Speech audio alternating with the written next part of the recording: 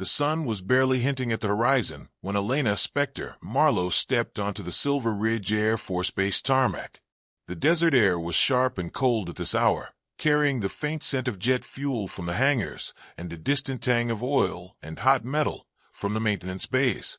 Her boots made no sound against the concrete as she crossed the wide, open space between buildings. She carried a tray with 3 steaming carafes of coffee in one hand and a folder of briefing notes under her arm. Her uniform was pressed in regulation neat, but without the shoulder patches or flight wings that would draw attention. That was fine with her. The less people noticed, the more she could observe. To most of the squadron, she was just Marlowe, the civilian contractor who handled paperwork, arranged schedules, and made sure the coffee was hot before the daily briefing. Pilots brushed past her with nods or half-smiles, their minds already in the clouds, literally. Their talk was full of call signs, engine quirks, and formation drills. She was invisible here, not because they disliked her, but because they'd placed her in a category in their minds. Support staff. Background noise. General Douglas Kane noticed her even less than the rest. The man had built his career in the cockpit of fighter jets, sleek machines that screamed across skies on 3 continents. At 53, his silver hair and the deep lines around his eyes made him look like a relic carved from another era. In truth, he was one. Kane's office was decorated like a shrine to the past. A black-and-white photograph of him in his first flight suit hung above a shelf of model aircraft. A large wooden plaque behind his desk read, "Real pilots navigate by instinct." That motto was more than decoration, it was his creed. And in his mind, instinct came only from the kind of men who'd been forged in the cockpit under fire. Every morning, without fail, Elena would set his coffee at the edge of his desk at exactly 0600 hours. Sometimes he'd grunt in acknowledgement, other times he wouldn't even look up from his mission briefs. On the rare days he spoke to her, it was usually to remark, half joking, half serious, that some people are just better suited for support roles. She never took the bait. She had learned early that challenging General Kane's beliefs was like flying into a thunderhead. You wouldn't change its course. You'd only get torn apart. But Elena had more flight experience than half the squadron combined. The irony wasn't lost on her. Her father, Colonel Richard Viper Marlowe, had been one of the Air Force's most decorated F-22 Raptor pilots. From the time she could walk, he'd taken her to airfields, placing her small hands on control sticks, explaining how each movement changed the aircraft's behavior. She remembered sitting in the worn leather seat of a Cessna at 8 years old, her father leaning over to say, "Feel the wind, not the wheel. The sky will talk to you if you listen." By her teens, she was flying military trainers.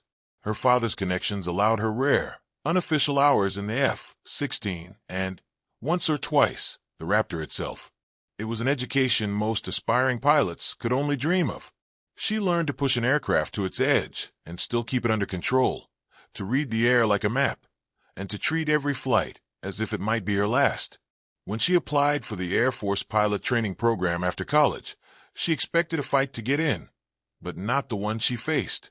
Her father's final mission over foreign territory was still classified, surrounded by political tension and whispers of operations no one would confirm. Her application was rejected, not for lack of skill, but because her name was on it. The only way she could stay close to the life she loved was to take a civilian role in the 431st Fighter Squadron, on the very base where she should have been in the cockpit. On the morning of November 12th, the hangar smelled of hydraulic fluid and ozone from the ground crew's testing systems. The pilots filtered into the briefing room, their voices light with the confidence of men about to win an easy fight. Today's exercise was a simulated interception against Navy aircraft. The mood was relaxed. Jokes were already flying about how quickly the enemy would be defeated. Elena poured coffee in silence, but her eyes were fixed on the tactical map projected on the wall. She noted the positions, the flight paths, the timing. In her mind, she was already flying the mission, running through the angles her father had drilled into her. Always think 3 steps ahead. Always know the airspace like the back of your hand. She didn't know it yet, but before this day was over, she would take to the sky for real. And this time, There would be no simulation. The projector light washed over the briefing room walls as General Kane stood at the front, pointer in hand, outlining the morning's exercise. The room was warm with the smell of fresh coffee and the faint, lingering scent of jet fuel clinging to flight suits. On the tactical display, 6 blue icons, the F-22 Raptors, sat poised on the edge of the Nevada training range. The plan was straightforward: intercept a simulated threat, engage, and kill the bogies before they reached the protected zone. Kane's voice carried the easy confidence of someone who'd done this more times than he could count. We'll launch at 1,000 hours. Ground radar will guide you into intercept position. This should be a textbook defense scenario, gentlemen. The pilots leaned back in their chairs, trading grins and jabs. Captain Blake stretched, sipping his coffee without looking at Elena as she refilled his cup. "Weather's perfect for hunting today," he said to no one in particular. From across the room, Lieutenant Ward chuckled. "Hope the Navy boys brought their A-game. Raptors versus Hornets isn't even fair." Kane smirked but didn't disagree. Elena moved quietly between the rows, gathering empty cups, topping off mugs. She looked like she was focused on her task, but her ears were tuned to every detail Kane was giving: altitudes, intercept angles, call signs. Her father had taught her to think like a pilot in every moment, even if you weren't in the cockpit. And then it happened. The alarm shattered the easy rhythm of the room. A deep, blaring klaxon reverberated through the walls, followed by the harsh, clipped voice of the base commander over the intercom. "This is not a drill. Repeat, this is not a drill. Multiple unidentified aircraft approaching from the southeast. Estimated time to base, 15 minutes. All available pilots to their aircraft immediately." For a heartbeat, the room froze. Then chairs screeched back, boots pounded the floor, and the squadron turned into a wave of motion. Elena stepped back against the wall as flight suits were grabbed and helmets clutched under arms. Through the windows, she could see ground crews sprinting toward the aircraft shelters, fuel trucks roaring to life, and security personnel spreading out along the perimeter. But then she saw Captain Blake slow mid-stride, stagger, and grab the wall. His face had gone pale, beads of sweat breaking across his forehead. Seconds later, he bent double in pain. Lieutenant Ward didn't even make it out of the room. He dropped into a chair, clutching his stomach. The air filled with the sound of boots scuffing and voices shouting, "Medic!" One by one, more pilots faltered.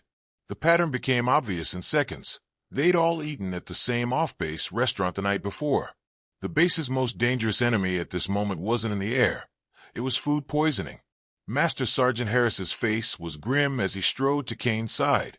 "Sir, we've got 3 healthy pilots for 6 ready Raptors. The incoming aren't just flying straight, they're splitting vectors. If they breach the perimeter from multiple angles, we'll never cover it all." Kane's eyes locked on the tactical display, the red dots representing the unknown aircraft, inching closer to the center of the screen. His lips pressed into a hard line. "Where am I supposed to find more pilots?" he muttered. "We can't just pull someone off the street. And women sure as hell aren't flying my Raptors." The sentence hung in the air, colder than the November morning outside. Elena felt heat rise to her face. She set the coffee pot on the nearest table and stepped forward, her voice cutting through the noise like a blade. "General Kane, I can fly one of your Raptors." The room stopped moving. Kane turned toward her slowly, as though unsure he'd heard correctly. His expression was caught between disbelief and annoyance. "You," he said, voice low but carrying over the room. "You think you can jump into a $150 million jet and, what, play hero? This isn't a simulator." Elena didn't blink. "Colonel Richard Marlowe was my father. Call sign Viper. He logged 3 tours, 47 confirmed kills. He trained me personally in F-16s and F-22s from the time I was 16. I've logged 842 hours in military aircraft." The nervous chuckles from the remaining pilots faded into silence. Harris glanced at Kane. "Sir, Viper Marlowe was the best stick I ever saw. If she's telling the truth." The radar operator's voice snapped everyone back to the present. "Bogey's now 10 minutes out, descending through 30,000 feet. They're holding combat formations. Elena crossed to the locker and pulled out a flight suit. The motions were fast but precise, her boots thumping softly as she stepped into it. The zipper rasped upward, snugging the suit around her frame. "General, you have a choice," she said, her voice steady. "You can let your pride cost lives, or you can let me do what I've trained for all my life." Kane's jaw worked, but before he could answer, Harris's voice came in firm. "Ma'am, Aircraft 210 is fueled, armed, and ready. Call sign Spectre." Outside, the flight line shimmered under the rising sun. Mechanics froze mid-motion as Elena strode toward the waiting Raptor. Its fuselage gleamed like a blade in the early light, a predator at rest. The crew chief, Sloan, met her at the ladder, eyes searching her face. "You know how to start her up?" She met his gaze evenly. "I could do it blindfolded." From the tower, Kane's voice finally came over the radio, each word clipped and deliberate. "Spectre, cleared for immediate takeoff. God help us all." The canopy sealed with a hiss. Her hands flowed across the controls, battery, fuel pumps, avionics. The deep growl of the twin engines rolled out over the tarmac, vibrating through the ground and into her bones. She gripped the throttle and breathed in once, slow and deep. Her father's voice echoed in her memory. "When the sky calls, you don't hesitate. You answer." The nose of the Raptor pitched skyward, and Elena felt the smooth surge of acceleration press her deep into the seat. The earth dropped away as Silver Ridge shrank into a patchwork of concrete, asphalt, and desert scrub. At 15,000 feet, she leveled out briefly, her hand steady on the stick, her eyes flicking between the HUD and the radar display. The green sweep of the radar pulsed again, confirming the 6 incoming contacts, 2 tight wedges of 3. Their approach speed was high, steady. She zoomed the display, watching the data resolve into sharper detail. Their radar cross-sections were too large for drones, but their energy signatures didn't match anything in the U.S. inventory. Tower Spectre, confirming 6 unknown aircraft, heading 135, speed approximately Mach 1.3. Recommend hostile classification. In the tower, Kane's voice was low, almost grudging. "Spectre, you are cleared to engage at your discretion." She pushed the throttle forward. The twin Pratt and Whitney engines howled, their thrust pressing her into the seat. The airframe trembled slightly as the speed built. The thin, high-altitude air flowed over the stealth curves of the fuselage, leaving her almost invisible to enemy radar. She climbed to 45,000 feet, slipping above their altitude. They wouldn't see her. Her Raptor's shape and coating absorbed radar energy like a shadow. The sun was at her back, turning her into an unseen hunter. She lined up on the lead bogey, the locked tone in her helmet shifting from a slow ping to a rapid, insistent beep. "Fox 3, she called, squeezing the trigger. The AIM-120 AMRAAM leapt from the underbelly rail, disappearing in a blur. The radar showed a blip vanish in an instant. Splash 1. The formation reacted instantly. The remaining 5 broke apart, their trails arcing through the sky like frayed strands. She banked left hard, blood pushing against her ribs. The G-suit inflated around her legs, keeping blood in her brain, her breathing rhythmic and controlled, short, sharp breaths to keep from graying out. The second group of 3 tried to climb, angling toward her last known position. She rolled the jet into a vertical climb that pinned her to the seat, the horizon spinning until it was above her head. At the top, she flipped inverted, the Raptor's nose dropping onto the tail of the nearest bogey. Another rapid lock tone. "Fox 3. Splash 2. The tower was silent except for the soft whir of the radar operator's tracking systems. Somewhere behind him, someone muttered, "She's flying like," and stopped, as if saying the rest would make it too real. 2 bogies swung in behind her, closing fast. Her RWR, the radar warning receiver, lit up with a sharp, rising tone. "Spectre, 2 on your 6, closing," the radar operator warned. "Copy," she replied, voice calm. Reversing, she slammed the stick hard over, pulling the jet into a tight, high-G brake turn. Her vision tunneled, the edges going gray. She clenched her abs, pushed air into her lungs in sharp bursts. Haha. Fighting the blackout. The maneuver flipped the script. She came out behind her pursuers, their silhouettes framed against the desert floor far below. The locked tone screamed in her helmet. Fox 3. Fox 3. Two more red blips winked out. Splash 3. Splash 4. Only two left, and they were heading straight for Silver Ridge.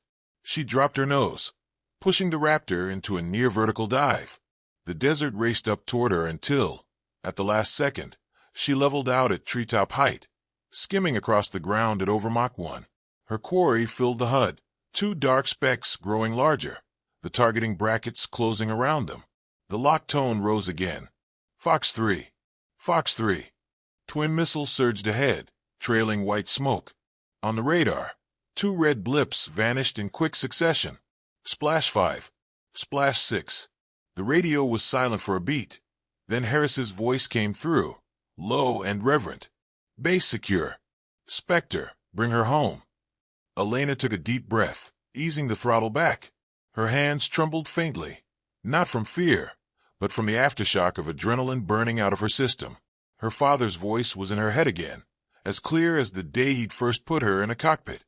When you fight in the sky, you don't just win. You make sure they never think of coming back.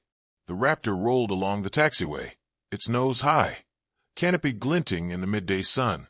The engines wound down to a deep, steady hum before finally going quiet. The canopy lifted, letting the desert air rush into the cockpit.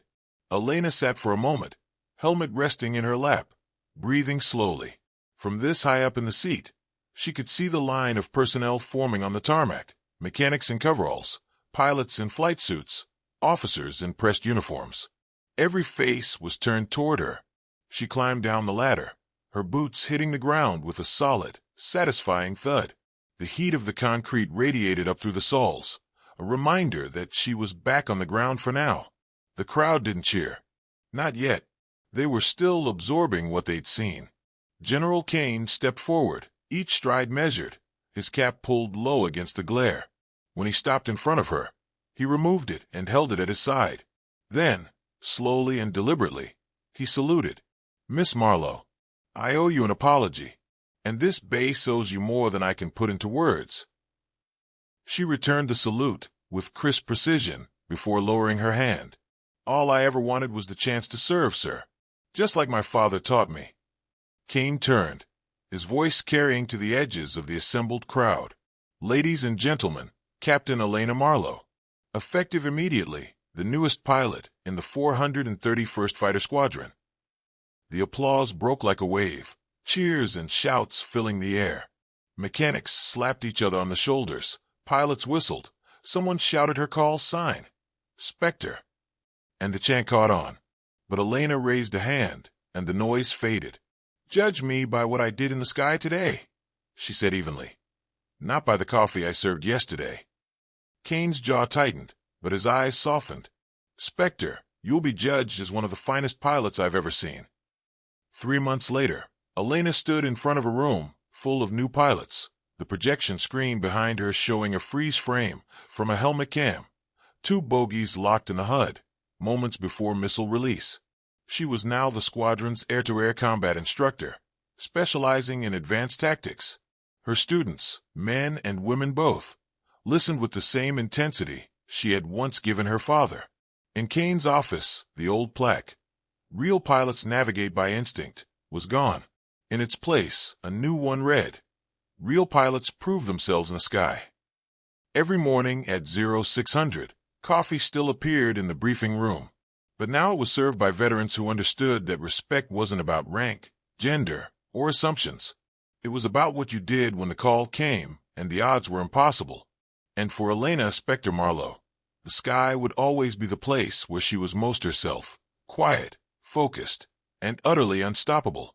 The desert road stretched out in a long, unbroken ribbon beneath the pale November sun. Elena Marlowe sat behind the wheel of a dusty government jeep, one hand on the steering wheel, the other resting loosely on the window frame. The Raptor fight was 3 days behind her now, but it felt like the echoes of it still clung to her skin.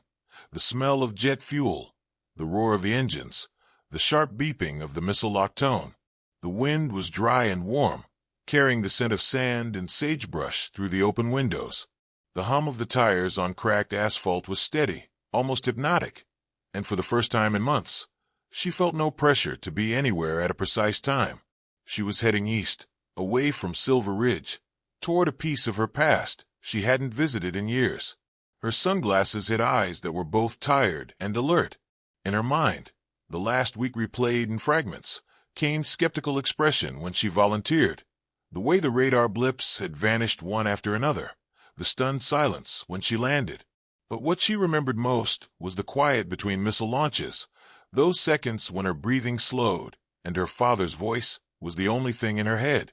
The road eventually turned to gravel, the Jeep rattling over uneven ground as the landscape widened into flat desert broken by distant ridges.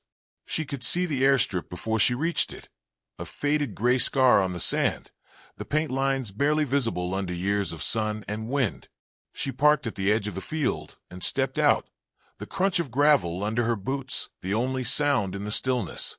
The air smelled faintly metallic here, as if the ghosts of old aircraft still lingered. A rusted chain-link fence bordered the property, but the gate stood open, swinging lazily in the breeze. The hangars were exactly as she remembered, squat, weathered buildings with peeling paint and sun-warped doors. The wind whistled softly through gaps in the metal siding. She pushed one of the doors open and stepped inside. The air inside was cooler, with a faint smell of oil and dust. Light slanted in through high, grimy windows, cutting the dim space into stripes of gold and shadow. And there it was, the old Cessna. Her Cessna, in a way. The same one her father had put her in when she was 12, her feet barely touching the pedals. Its once bright paint was faded and chipped, the edges of its wings dusted with sand. A small patch of fabric on the tail still bore the faded call sign her father had painted there himself, VM4, Viper Marlowe, his fourth trainer aircraft. She reached out and ran her fingers over the letters, feeling the slight ridges where the paint had worn but not vanished. Her mind slipped back, unbidden, to a morning long ago. She could hear the rasp of her father's voice, see him standing beside the open cockpit in his weathered leather jacket, the sun behind him. "You can't muscle an aircraft, Lena. You've got to listen to it. Feel what it's telling you. You and the plane are partners, not opponents." She remembered gripping the yoke too hard, overcorrecting, and his steady hand coming down over hers to guide the movement. His laugh, not mocking, just warm, still echoed in her memory. "See, she doesn't want to fight you. She just wants you to trust her." Elena walked slowly around the nose of the Cessna, fingertips grazing the cool metal, stopping at the propeller. She could still recall how it had looked spinning in the morning sun, how her father would give it a sharp pull to start the engine, the burst of smoke and smell of fuel. Climbing into the cockpit now was like stepping into a preserved memory. The seat was cracked and faded, but the instrument panel was exactly as she remembered.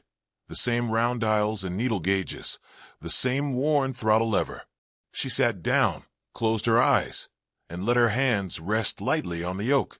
In her mind, the Cessna's dials gave way to the Raptor's HUD, the green targeting brackets, the steady symbologist scrolling on the glass.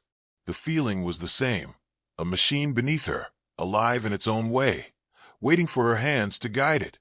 For a long time, she sat in the stillness, listening to the wind press against the hangar walls.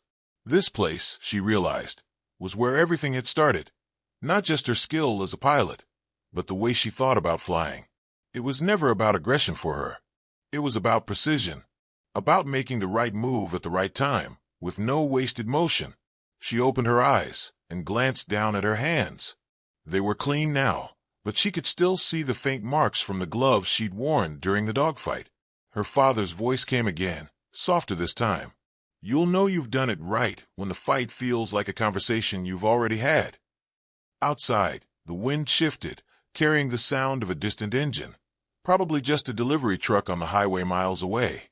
But for a second, it reminded her of the growl of the Raptor's turbines. She smiled faintly. Standing, she gave the dash a gentle pat. "Thanks for the start, old girl." As she left the hangar, the sun was beginning to sink toward the horizon, turning the desert gold. She paused at the threshold and looked back one last time, the light catching on the faded call sign. It felt like closing a chapter she'd been holding open for years. When she stepped back into the Jeep and started the engine, the sound felt different, more grounded, more certain. She knew she would be back in the Raptor soon enough, but for now, she let the quiet of the desert wrap around her. Some victories happened in the roar of afterburners and the scream of missile locks. Others happened here, in the silence of a place where a girl once learned to fly. The room was filled with the low hum of the projector as General Douglas Kane stood at the front of the squadron briefing room, his hand holding the laser pointer steady as a tactical map glowed across the far wall. The air inside smelled faintly of strong coffee and the lingering metallic tang of jet fuel that clung to the flight suits of the men seated before him, each of them leaning back in their chairs, wearing the easy confidence of seasoned pilots who believed today would be nothing more than a game of chase in the sky. Kane's voice carried a steady authority as he laid out the mission plan. 6 F-22 Raptors airborne by 1,000 hours, intercepting simulated enemy fighters before they could breach the protected zone. A textbook exercise, he said, the kind that made for perfect training records. Captain Blake grinned as Elena refilled his mug. Without looking at her, you can't beat weather like this, he said, almost lazily glancing at the map again. The Navy won't know what hit them. Lieutenant Ward chuckled from across the table. Raptors versus Hornets. Not exactly a fair fight. Their banter rolled across the room in waves, and though Elena's steps were quiet, and her hands occupied with coffee service, her ears caught every word, every coordinate, every altitude marker, the kind of details her father once taught her to process without effort, as if each briefing were already a live mission unfolding.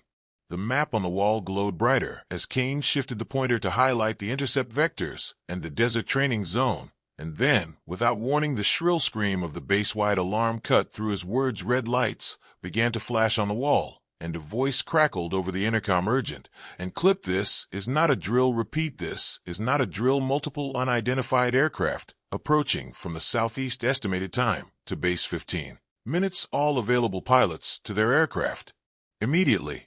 For one suspended moment, the room went completely still before the explosion of motion as chairs scraped back and boots pounded against the tile. Pilots snatched up flight helmets and checklists, their earlier grins replaced with sharp focus. Elena stepped back against the wall, clutching the coffee pot, as the men filed past her toward the flight line. Through the wide briefing room windows, she could already see the base transforming, ground crews sprinting across the tarmac, fuel trucks roaring into position, weapons techs hauling ordnance carts to waiting Raptors. Then it started happening. Captain Blake staggered mid-stride, catching himself against the wall, his face drained of color, a sheen of sweat flashing across his brow. He hunched forward, clutching his stomach and groaning. A medic, someone called out, but before help could arrive, Lieutenant Ward doubled over his chair, scraping loudly against the floor. Other pilots faltered one after another, faces twisted in pain and confusion, and it didn't take long to understand the cause. The same off-base restaurant where half the squadron had eaten the night before had just taken them all out with food poisoning. Master Sergeant Harris stormed in from the hall, his voice cutting above the noise. Sir, we've got 3 healthy pilots for 6 operational Raptors. The bogies are splitting vectors. They'll breach us from multiple angles if we can't cover them. Kane's eyes locked on the tactical display, where red blips marched steadily closer to the center of the screen. His lips pressed tight, and the weight of the situation settled visibly onto his shoulders. Where am I supposed to find more pilots? He growled. We can't just pull someone off the street, and women sure as hell aren't flying my Raptors. The words hung heavy in the air. Elena felt the rush of heat under her skin, the same kind of heat she used to feel when someone underestimated her in the air, and it burned sharper than the desert sun. She set the coffee pot down on the nearest table, the porcelain clink sounding louder than it should have in the chaos, and stepped forward, her voice steady and clear. General Kane, I can fly one of your Raptors. The motion in the room seemed to pause again. Harris turned toward her, blinking slowly, as though trying to decide if he'd heard correctly. Kane's head came up, his brow furrowed. You, he said, his tone half disbelief, half irritation. You think you can jump into a $150 million fighter jet and play hero? This isn't a simulator. Elena didn't flinch. Colonel Richard Marlowe was my father, call sign Viper. She said the words deliberate, and even 3 tours, 47 confirmed air-to-air kills. He trained me personally in F-16S and F-22S from the age of 16. I've logged 842 hours in military aircraft. The murmurs in the room stilled, and Harris's expression shifted from disbelief to something harder and sharper. Sir, he said quietly, Viper Marlowe was the best stick I ever saw, and if she's telling the truth. Before he could finish, the radar operator's voice rang out from the front of the room. Bogies, now 10 minutes out, descending through 30,000 feet. Elena didn't wait for permission. She crossed to the gear locker, her hands moving with practiced precision as she pulled a flight suit free and stepped into it. The zipper rasped upward, snugging the fabric into place. Her fingers checking the cuffs and seals. General, she said, you can let your pride cost lives, or you can let me do what I've been trained to do since I could walk. Kane's jaw clenched, but the moment stretched too thin. Harris's voice cut the silence again. Ma'am, aircraft 210 is fueled, armed, and ready. Call sign. Spectre outside the hangar. The November sun reflected off the smooth lines of the waiting Raptor mechanics, and weapons techs froze mid-step as the coffee girl strode toward the jet, her braid tucked neatly under the flight helmet cradled under her arm. The crew chief Sloan met her at the ladder, his face tight with disbelief. You know how to start her up? She met his gaze without hesitation. I could do it blindfolded in the tower. Kane's voice came over the comms, low and clipped. Spectre cleared for immediate takeoff. God help us all. The cockpit closed around her with a soft hydraulic hiss. Her hands fell into the startup sequence without thought. Battery power on, fuel pumps active, avionics green across the board. The deep growl of the twin Pratt and Whitney engines, built to a Predator's roar. The Raptor shuddered with life, as if recognizing her touch. Her father's voice drifted through memory as clearly as if he sat beside her. When the sky calls, Lena, you don't hesitate, you answer. Her fingers curled around the throttle, and the tarmac began to blur beneath her as she rolled toward the runway. The moment had come.